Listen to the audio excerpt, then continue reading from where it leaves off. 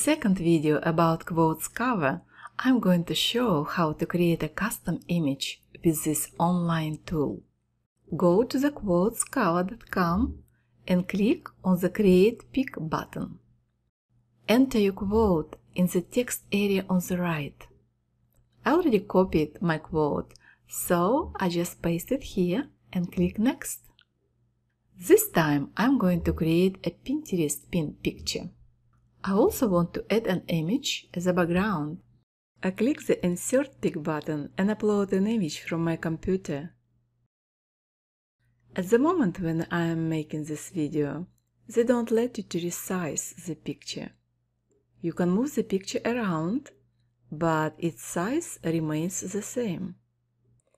Let's change the font and the color.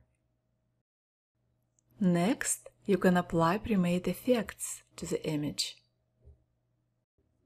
Also, you can use the slider up here. I'm gonna play a little bit more with the color.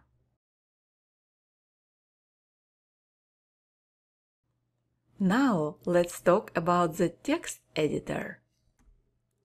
If you click on this button and place an asterisk in front of a word, then you can highlight that word. I love this feature. Let me show you how it works. In my quote, I choose to highlight the words Control and Pad.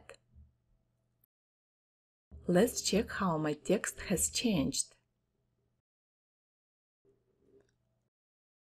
I like this font. Now, let's check the drop shadow box. Looks good. If you like your image, then click here to save it. Okay, and that's it for Quotes cover. See you in the next video.